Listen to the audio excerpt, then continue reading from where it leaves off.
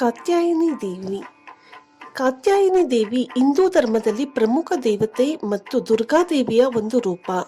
ನವರಾತ್ರಿಯ 6ನೇ ದಿನಕ್ಕೆ ಆರಾಧನೆಗೊಳ್ಳುವ ಈ ರೂಪ ಶೌರ್ಯ ಮತ್ತು ಶಕ್ತಿಯ ಪ್ರತೀಕವಾಗಿದ್ದಾಳೆ. ಕಾತ್ಯಾಯನಿ ದೇವಿಯ ಪುರಾಣ ಪ್ರಚಲಿತವಾಗಿದ್ದು ಅದರಲ್ಲಿ ಇವಳ ಹುಟ್ಟಿನ ಕಥೆಯೂ ಇಲ್ಲಿದೆ. ಮಹಿಷಾಸುರನನ್ನು ಸಂಹರಿಸಲು ಋಷಿ ಕಾತ್ಯಾಯನರವರು ತಪಸ್ಸು ಮಾಡಿ ಈ ದೇವಿಯನ್ನು ತಮ್ಮ ಮನೆಯಲ್ಲಿ ಜನ್ಮ ನೀಡಿದರೆಂದು ಪುರಾಣವು ವಿವರಿಸುತ್ತದೆ. ಆದ್ದರಿಂದ ಈ ದೇವಿಯ ಹೆಸರು ಕಾತ್ಯಾಯಿನಿ. ಕಾತ್ಯಾಯಿನಿ ದೇವಿ ಮಹಿಷಾಸುರನನ್ನು ಸಂಹರಿಸಿದ ಮೇಲೆ ಮಹಿಷಾಸುರ ಮರ್ದಿನಿ ಎಂಬ ರೂಪವನ್ನು ಹೊಕ್ಕು ದೇವತೆಗಳನ್ನು ರಾಕ್ಷಸನ ಹಿಂಸೆಯಿಂದ ಮುಕ್ತಗೊಳಿಸುವ ಶಕ್ತಿ ರೂಪದಲ್ಲಿ ಹಿಂದೂ ಧರ್ಮದಲ್ಲಿ ಪ್ರಸಿದ್ಧವಾಗಿದ್ದಾಳೆ. ಕಾತ್ಯಾಯಿನಿ ದೇವಿಯನ್ನು ನವರಾತ್ರಿಯ 6ನೇ ದಿನ ಸ್ತೋತ್ರ ಮಾಡುತ್ತಾರೆ. ಆಕೆ ಯುವತಿ, ಮದುವೆ ಮತ್ತು ಗೃಹಸ್ಥಾಶ್ರಮದಲ್ಲಿ ಯಶಸ್ಸನ್ನು ನೀಡುವ ದೇವತೆಯಾಗಿದ್ದಾಳೆ. ಯುವತಿಯರು ಅವರ ಉತ್ತಮ ಭವಿಷ್ಯವನ್ನು ಪ್ರಾಪ್ತಿಗೊಳಿಸಲು ಕಾತ್ಯಾಯಿನಿ ವ್ರತವನ್ನು ಆಚರಿಸುತ್ತಾರೆ. ಇವಳು 4 ಕೈಗಳೊಂದಿಗೆ ಧೈರ್ಯದ ಪ್ರತೀಕವಾಗಿ ಬಿಳಿ ವೃಷಭದ ಮೇಲೆ ಆಸೀನಳಾಗಿದ್ದಾಳೆ.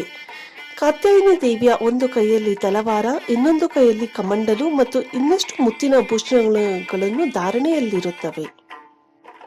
ಕಾತ್ಯಾಯಿನಿ ದೇವಿಗೆ ಹಳದಿ ಮತ್ತು ಕೆಂಪು ಬಣ್ಣಗಳು ಬಹುಪ್ರಿಯವಾಗಿದೆ.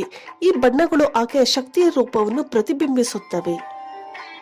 ಕಾತ್ಯಾಯಿನಿ ದೇವಿಗೆ ಸ್ತುತಿಸುವ ಶ್ಲೋಕ ಈ ರೀತಿ ಇದೆ: ಕಾತ್ಯಾಯಿನಿ ಮಹಾಮಾಯೆ ಮಹಾಯೋಗಿನ್ಯಾಧೀಶ್ವರಿ ನಂದಗೋಪಾಸುತಂ ದೇವಿ ಪತಿಂ ಮೇ ಕುರುತೆ ನಮಃ. ಈ ಶ್ಲೋಕವನ್ನು ಜಪಿಸುವ ಮೂಲಕ ಭಕ್ತರು ತಮ್ಮ ಮನಸ್ಸಿನಲ್ಲಿ ಧೈರ್ಯ, ಶಾಂತಿ ಮತ್ತು ಶುಭತೆಯನ್ನು ಸಂಪಾದಿಸುತ್ತಾರೆ.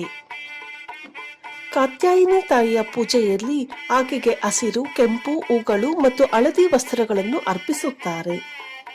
ಹಸಿರು ಹೂಗಳು ಮತ್ತು ತುಳಸಿಯ ಒಂದು ತೂಗಲೆ ದೇವಿಗೆ ಸಮರ್ಪಣೆ ಮಾಡಬಹುದು. ದೇವಿಗೆ ಹಸಿರು ಹೂಗಳು, ವಿಶೇಷವಾಗಿ ಕೆಂಪು ಹೂವು, ಹುಲ್ಲು ಜಾಸ್ವಂದ, ಇವು ಈಕೆಗೆ ಅತ್ಯಂತ ಪ್ರಿಯವಾದ ಪುಷ್ಪಗಳು. ಕಾತ್ಯಾಯಿನಿ ದೇವಿಗೆ ಅರ್ಪಿಸುವ ಪ್ರಸಾದ ಎಷ್ಟು ಪವಿತ್ರವಾಗಿರುತ್ತದೆಯೋ ಅಷ್ಟೇ ವೈವಿಧ್ಯಮಯವೂ ಆಗಿದೆ. ಆಳುಕು, ಹಾಲಿನಲ್ಲಿ ಸಕ್ಕರೆ, ಅಕ್ಕಿ ಮತ್ತು ಎಳ್ಳು ಸೇರಿಸಿ ತಯಾರಿಸಿದ ಪ್ರಸಾದವನ್ನು ಅತ್ಯಂತ ಮಂಗಳಕರವೆಂದು ಭಕ್ತರು ಪರಿಗಣಿಸುತ್ತಾರೆ. ಪಾಯಸ, ಬೆಲ್ಲ ಅಥವಾ ಸಕ್ಕರೆ ಹಾಕಿದ ಹಾಲಿನ ಪಾಯಸವು ಅಥವಾ ಅಕ್ಕಿ ಪಾಯಸ ದೇವಿಗೆ ಅರ್ಪಿಸುವ ಅತ್ಯಂತ ಸಾಂಪ್ರದಾಯಿಕ ಪ್ರಸಾದವಾಗಿದೆ ಎಂದು ತಿಳಿಸಲಾಗಿದೆ. ಇವಿಷ್ಟು ಕಾತ್ಯಾಯಿನಿ ದೇವಿಯ ಮಾಹಿತಿ. Thank you.